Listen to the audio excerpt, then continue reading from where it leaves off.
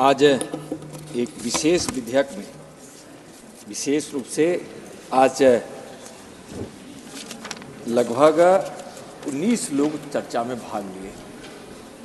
महत्वपूर्ण विधेयक है और सब लोगों ने बड़ी स्पष्टता से अपनी बात रखी है, लेकिन यहाँ सामने बैठे हुए लोग अपना कन्फ्यूजन के सिस्टम को ठीक नहीं कर रहे हैं।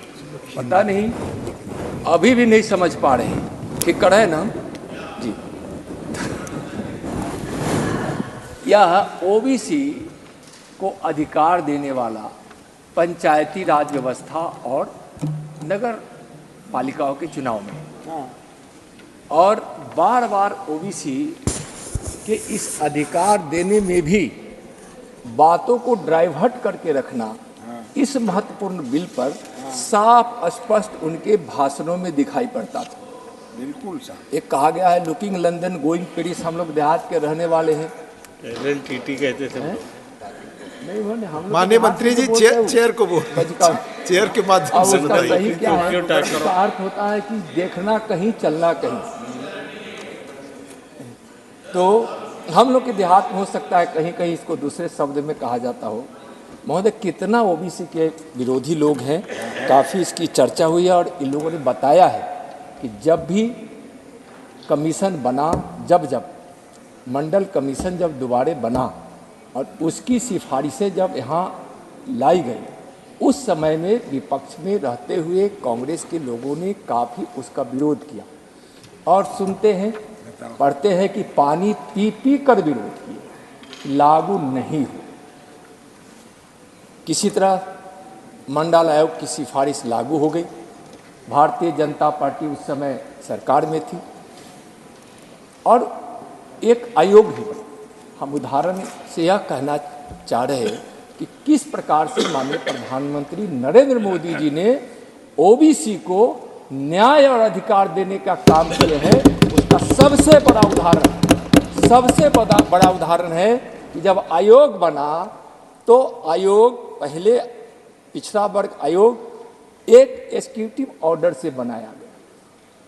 उस ऑर्डर का क्या मतलब हो सकता है, कितनी ताकत हो सकती है उस आयोग को, इसको समझाने की जरूरत नहीं है, लोग समझ रहे हैं। इसके पहले इसको संवैधानिक सपोर्ट नहीं था। इसके अधिकार और कामकाज की मर्यादा थी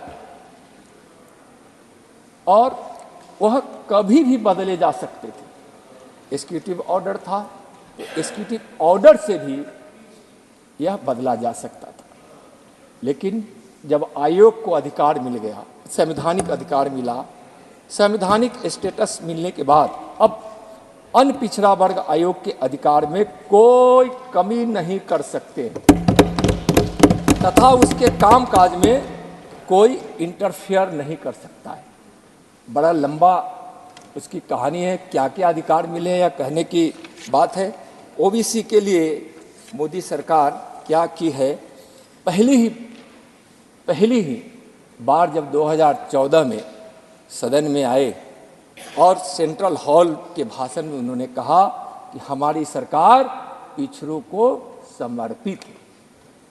और पिछड़ों के लिए उन्होंने जो किया, महोदय, अपने उस संकल्प को हमेशा कायम करने का उन्होंने प्रयास ही नहीं किया है, परिणाम के रूप में दिया है। मंत्रिमंडल में ओबीसी समुदाय के 35% से अधिक मंत्रीगण। ओबीसी कमीशन को संवैधानिक मान्यता प्राप्त की गई, जिसकी मैंने अभी चर्चा किया है। ऑल इंडिया कोटा स्कीम के अंतर्गत MBBS और MD के दाखिले में ओबीसी आरक्षण का प्रावधान किया गया।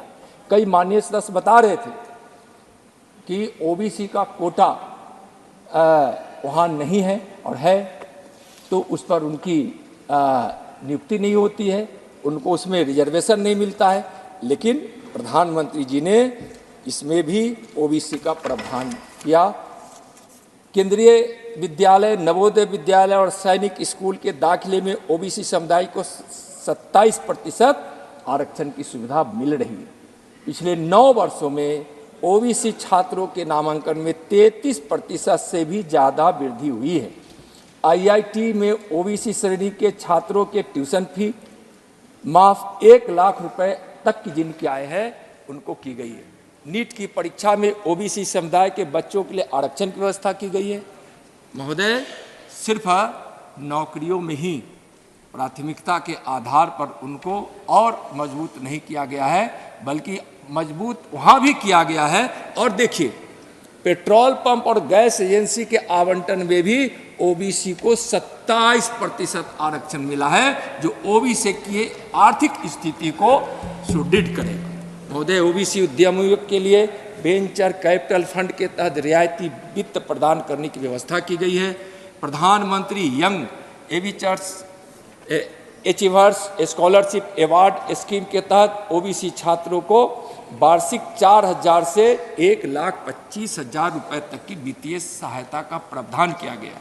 ओबीसी के छात्रों को पूर्ण वित्तीय सहायता प्रदान करने की व्यवस्था की गई है। राष्ट्रीय पिछड़ा वर्ग वित्त एवं विकास निगम की ऋण योजनाएं 3 लाख रुपए तक की वार्षिक आय वाले ओबीसी के लिए 2022-23 में 2 लाख लाभार्थियों को 678 करोड़ रुपए की मंजूरी दी गई है। महोदय, इस प्रकार से यह बिल ओबीसी जम्मू कश्मीर के निकायों के लिए है, लेकिन जम्मू कश्मीर सरकार ने ओबीसी के कल्याण के लिए माननीय प्रधानमंत्री जी के मार्गदर्शन में कल्याण के लिए कई कदम उठाए हैं। खुद माननीय प्रधानमंत्री जी के प्रेरणा में और नेतृत्व में माननीय गृह मंत्री जी लगातार जम्मू कश्मीर के लिए जो काम करते हैं, अपने मार्गदर्शन में जो वहाँ का विकास को गति दिए हैं, ये पहल सामूहिक रूप से केंद्र शासित प्रदेश में समान अवसर सुनिश्चित करने और ओबीसी आबादी के सामाजिक आर्थिक विकास को बढ़ावा देने के लिए सरकार की प्रतिबद्धता को दर्शाता है। महोदय, केंद्र शासित जम्मू कश्मीर के शैक्षणिक संस्थानों में भी सीधी भर्तियां और प्रवेश आरक्षण नीति को सख्ती से पालन किया जाता है। यह नीति सुनिश्चित करती है कि ओबीसी को रोजगार के अवसरों और शैक्षणिक संस्थानों दोनों में उचित प्रतिनिधित्व मिले। छात्रवृत्ति की व्यवस्था की गई है, वहाँ ओबीसी के लिए छात्रावासों की व्यवस्था की गई है। महोदय, वहाँ अन्न पिछड़ा वर्ग बोर्ड बनाया गया है। अन्न पिछड़ा वर्ग समुदाय के कल्याण और विकास के प्रति यह हमारी प्रतिबद्धता है। वहाँ जम्मू कश्मीर सरकार ने अन्न पिछड़ा वर्ग कर्मचारियों के हितों की रक्षा के लिए एक संपर्क अधिकारी की भी नियुक्ति की है। वहाँ उपराज्यपाल की अध्यक्षता में अन्न पिछड़ा वर्ग के कल्याण और विकास के लिए जम्मू और कश्मीर सलाहकार बोर्ड जम्मू और कश्मीर में अन्न पिछड़ा वर्ग के कल्याण और विकास के सक्रिय रूप से देख रेख की वकालत तो करता ही है।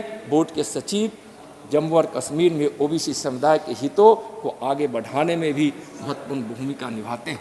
कई माननीय सदस्यों ने कहा कि एससी और एसटी के लिए यह सरकार क्या करती है। मैं पूरे देश के एससी एसटी के लिए क्या किया गया है यह सब जानते हैं, लेकिन मैं जम्मू कश्मीर पर बिल है उसके विषय में कहना चाहता हूं कि एससी एसटी महिलाओं, बच्चों और वरिष्ठ नागरिकों सभी को समानता और निष्पक्षता की गारंटी मोदी सरकार ने दी है। पहाड़ी समाज को ही 4% का आरक्षण और अंतर्राष्ट्रीय सीमा के पास के गांवों के निवासियों को भी इसमें आरक्षण दिया गया है। महोदय, बहुत सारी बातें हो रही थी कि जम्मू कश्मीर में 370 धारा हटने के बाद क्या हो। आप इस विषय को लाए, शायद मैं इस पर कुछ न कहूं तो आप सोचेंगे कि जो आप बोल रहे हैं उसमें कहीं दम है, जो ये बोल रहे हैं उसमें 0% भी दम नहीं है और कहीं से कोई सच्चाई नहीं है। 370 धारा हटने के बाद कश्मीर की थोड़ी सी झलक मैं यहाँ देना चाहूँगा। आपने कम समय निर्धारित किए हैं, उसी दायरे में मैं चाहूँगा कि बताऊँ। लेकिन 370 धारा हटने से इस राष्ट्रीय मूल धारा में कश्मीर तो जुड़ा ही जुड़ा है, विकास को तो गति मिली ही मिली है, लेकिन 370 धारा जो इस देश की एकता और अखंडता के लिए बाधा और कलंक था, उसको भी मोदी जी की सरकार ने उसको समाप्त कर दिया है। और आज जम्मू कश्मीर के भाई बहन आज राष्ट्रीय मूलधारा से जुड़े हुए। यहाँ समाप्ति के बाद जब 370 धारा समाप्त हुआ है विकास, सुरक्षा और सामाजिक आर्थिक आयों में व्यापक परिवर्तन हुए हैं। महोदय, बुनियादी ढांचों में उल्लेखनीय सुधार हुआ है। पावर का जनरेशन 70 साल में सिर्फ 3050 मेगावाट, सिर्फ 3050 मेगावाट था। पिछले 5 वर्षों में 5000 मेगावाट बनाएंगे। पीछे जो प्रारंभ किए हैं और आगे आने वालों में 5 साल में 500 मेगावाट बिजली का उत्पादन कश्मीर में होगा। इसकी नींव रख दी गई है और उसका उत्पादन भी प्रारंभ है और लक्ष्य हमारा जो 5 वर्षों में 5000 का है उसको भी पूरा करेंगे। सिंचाई परियोजना, सड़क, रेल, हवाई यातायात के विकास, कृषि, उद्योग, स्वास्थ्य, शिक्षा, पर्यटन में प्रगति, इसके आंकड़े बहुत लंबे हैं, समय कम है। आईटी पहलों, प्रौद्योगिकी एकीकरण और ऑनलाइन सेवा में अनुपालन और जवाबदेही को महोदय सुनिश्चित किया गया है। महोदय, पंचायती राज व्यवस्था भी वहाँ मजबूत हुई है। आप जब वहाँ पंचायती राज चुनाव हुआ था तो 35,000 प्रतिनिधियों ने रिप्रेजेंट किया था वहाँ इस व्यवस्था को, पंचायती राज व्यवस्था को। औद्योगिक विकास की बात कर रहे थे, लोग कह रहे थे कि जम्मू कश्मीर में औद्योगिक विकास होगा, कुछ हुआ नहीं। मैं कहना चाहूँगा औद्योगिक विकास, स्थानीय उत्पादों को बढ़ावा इस प्रकार से दिया गया है कि वहाँ बहुत सारे पहलों के कारण वहाँ उत्पादन भी बढ़ा है, पर्यटक भी बढ़े हैं और औद्योगिक क्षेत्र के लिए 3362 प्रस्ताव आए। 3362 प्रस्ताव जम्मू कश्मीर के लिए आए और 90,182 करोड़ का निवेश का प्रस्ताव पहुंचा है। एक सदस्य बोल रहे थे कि 2000 का भी नहीं हुआ और आप इतनी लंबी चौड़ी बात कर रहे हैं। उनके पास गलत आंकड़ा है। 5000 करोड़ से भी ज़्यादा वहाँ जमीनी स्तर पर वहाँ प्रारंभ किए गए हैं, काम किए गए हैं, निवेश हुए महोदय। और इससे 4 लाख से भी ज़्यादा रोजगार इसके अवसर इससे प्राप्त होंगे। 2022 में निर्यात की जो रैंकिंग हुई, जम्मू कश्मीर भारत में यूटी में नंबर 1 स्थान पर जम्मू कश्मीर आया, नंबर 1 स्थान पर। भारत सरकार के आतंकवाद के खिलाफ हमारा 0 टॉलरेंस है। कह रहे थे क्या हुआ, घटनाओं का भी गलत आंकड़ा दे रहे थे, लेकिन 370 धारा हटने के बाद जम्मू और कश्मीर में शांति और स्थिरता बनाए रखने के लिए सुरक्षा उपायों को बहुत मजबूत किया गया है। यही कारण है कि जम्मू कश्मीर की सुरक्षा परिदृश्य में अभूतपूर्व सुधार हुए हैं। पत्थरबाजी और संगठित हड़ताल अतीत की बात बन गई है। महोदय, आतंकी घटनाएं काफ़ी कम हो गई है। यहाँ जो इसके कमियों को मैं निश्चित रूप से कहना चाहूँगा, क्योंकि थोड़ा इनको समझ में अच्छे से आए। 2004 से 14 के बीच कुल घटनाएं 7217। 2014 से 2023 के बीच मात्र 2224, 69% की कमी आई है घटनाओं। उसको थोड़ा अगर हम बाइफरकेट करके देखते हैं तो इस प्रकार है। कुल मृत्यु नागरिक प्लस सिक्योरिटी फोर्सेज की 2829, 2004 से 14 के बीच में 2829, 2829, वह 2014 से 2023 के बीच में घटकर मात्र 913 हो गई है और 68% की इसमें कमी आई है। हम यह नहीं मानते हैं, हम मानते हैं कि 0 टॉलरेंस है, घटनाओं को भी 0 करेंगे और आतंकवादी को भी समाप्त करेंगे। लेकिन जितनी कमी आई है, जो सुधार हुए हैं, जो कठोर कार्रवाई की गई है, उसका मैं परिणाम यहाँ बता रहा हूँ। नागरिकों की मृत्यु 2004 से 2014 के बीच 1769 हुए थे, जो 2014 से 23 के बीच घटकर 339 हुआ है। इसमें 81% की कमी आई है। सिक्योरिटी फोर्सेज की मृत्यु जो 2004 से 2014 के बीच हुआ था, वह 1060 था, जो 2014 से 2023 में घटकर 574 हो गया और 46% की कमी आई महोदय। और जो स्टोन पेल्टिंग की जो नागरिकों की मृत्यु होती थी स्टोन पेल्टिंग में, वह 112 था। जो 2010 की बात मैं बता रहा हूँ, स्टोन पेल्टिंग में नागरिकों की मृत्यु 112 थी, वह घटकर 0 हो गई है, 0। स्टोन पेल्टिंग में जख्मी नागरिक और सिक्योरिटी फोर्सेस की संख्या 2010 में 2004 से 2010 तक 6235 था, वह भी घटकर 0 हो गई है, यानी कि 100% की इसमें कमी आई है। महोदय, मैं जरूर यह अंत में कहना चाहूँगा कि यह विधेयक बहुत ही महत्वपूर्ण है। यह विधेयक जो लाया गया है, इसमें कुछ 3 प्रकार के सुधार की बात है। इसमें जम्मू कश्मीर में जो पंचायती राज व्यवस्था है, उस पंचायती राज व्यवस्था और नगर निगम में जो वहाँ जनप्रतिनिधियों के चुनाव में अब तक आरक्षण नहीं था, वह आज इस प्रावधान से आरक्षण होगा। उसमें महिलाओं को भी 30% के आरक्षण की व्यवस्था है महोदय। इसके अलावा इसमें